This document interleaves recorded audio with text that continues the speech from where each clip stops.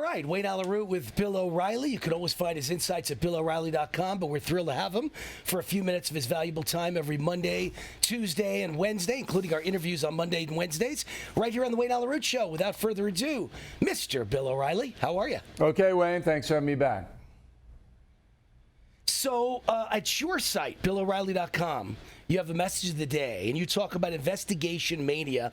Supposedly, NBC News says there are 80 separate investigations into President Trump as we speak right now, which is mind-boggling. Obviously, the thing they're trying to do here, Bill, I think, is to just grind the White House down to the point where it can't operate anymore and Trump can't get anything done and he loses for re-election. That's what this is about. Politics, I assume. If he refuses to comply with all the subpoenas, is that the right response and will that work? That's what I would do. You get to a point where the intent is known and you were right on in encapsulating it that way.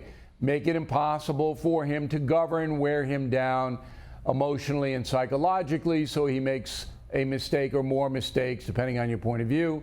And this is not what Congress is in business to do or anybody else. Now, I think when NBC reported there's a lot of state investigations in New York and California particularly.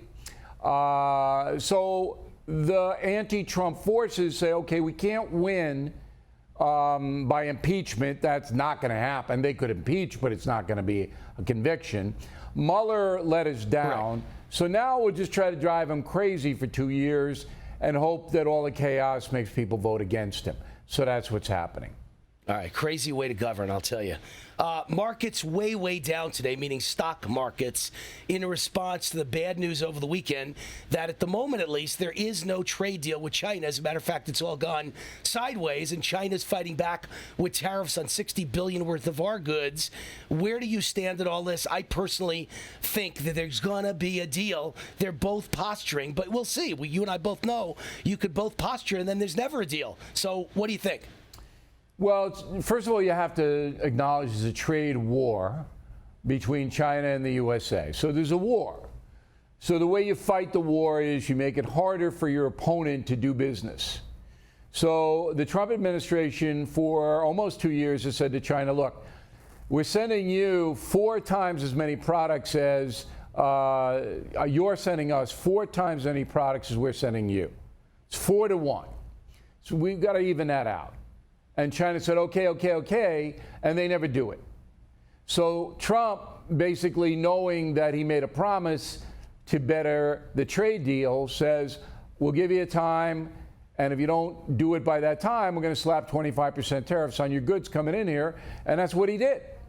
Now, the Chinese, right. A lot of it's face and saving face and macho and all that. Going to hurt both countries. No doubt it'll hurt country. This trade war will hurt. All wars do. And I thought they would make a deal like you, but now I'm not so sure. The Chinese are pretty tough, and they don't care about their people. See, when we start to suffer in America, that's a big deal. China, they're used to suffering. They suffer every day under the government. So they have an advantage as far as the people are concerned. So I really have to say I don't know how it's going to turn out. All right, it's a little scary, but I think Trump's doing the right thing. I really do. I think long-term, short-term pain's okay to achieve long-term victory, but the question is, will we achieve long-term victory? We'll find out. Rashida Tlaib, I wanted to throw in a question of my own, being of Jewish faith myself. Shocking to me, the things that Ilhan Omar has said, who's Somali-American. Shocking to me, the things that Rashida Tlaib has said, but now Tlaib has jump-started over Ilhan Omar with her comments yesterday. She's as bad or worse than Omar. The two of them are just a disaster. She's a Palestinian American, and she said she always gets a calming feeling when she thinks about the Holocaust. And then the second part of her statement was, well, I get the calming feeling because the Palestinians did so much for the Jews when the Nazis were killing them. Lie. Never happened. They never did anything for the Jews. Palestinians were on the side supportive of the Nazis and never allowed Jews to emigrate in. So it's a total, complete fabrication.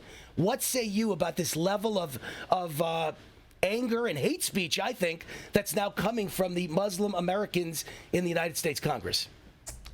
All right, so the woman believes that her ancestors in Palestine were abused by the Jews, the Zionists, who took over territory to protect Jews all over the world from Nazis and the Soviets and on and on and on. So she believes that the Palestinians have a rightful claim to that land and the Jews stole it. That's what she believes. And a lot of people in the Middle East believe that as well. That's why there's been conflict for 2,000 years. Now, you're not going to get through to her ever. That's what she's going to believe until she goes to the grave. The calming remark came because she apparently sees history as there was a justification for the Jews to come in there and take the land. And that's why she's calmer. It wasn't an outright theft, that the Jews were victims of the Holocaust. She mentions that. And they were murdered and they needed a place to go. So it's not quite as bad as her ancestors getting the land stolen for no reason. That's what the calming remark was. But she's so inarticulate and so ignorant of history that when she says something like that, nobody knows what she's talking about. I had to read it 3 times to figure out what she was saying. Right. All right? So you've got a woman in Congress, you've got a number of them now, who really don't know anything. And for various reasons, they're there. They have power. They're representing a district. But they don't know anything. But that doesn't stop them from talking. All right? Kind of like a lot of commentators on TV.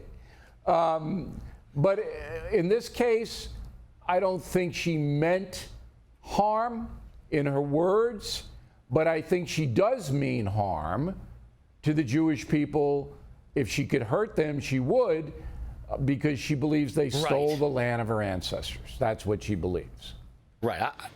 And I think the double standard is the more important thing. If Donald Trump said a sentence that included, every time I think of slavery, it calms me, even if the next sentence was not in the same context and it was actually not a bad comment, but if he made that comment or he said it about the Jews, he'd get killed, he'd be destroyed, he'd be run out of Washington.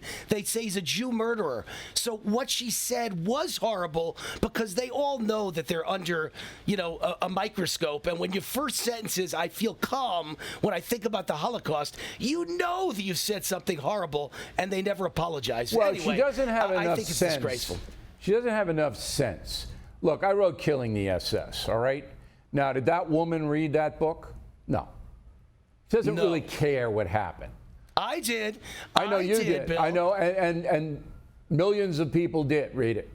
And you know what happens based upon what's in Killing the SS. You never use the word calm in association with the Holocaust. With the Holocaust. Ever. Correct. But she doesn't. She's not smart enough. Insensitive. She's not smart enough, Wayne. She just doesn't know it. It's like a 4th grader. Got it. Yeah. Scary stuff. And Ocasio-Cortez is no better. They're 3, just completely ignorant people. All right. Bill, great to have you on. Always insights at BillO'Reilly.com. I recommend you go there. Listen to his new radio show as well. You'll get snippets at BillO'Reilly.com. And look for that radio show and syndicated stations all over the country. Yes, Bill? Yeah, we got more than 100 the first week, Wayne. So we're rolling on the radio, and I hope people check it out.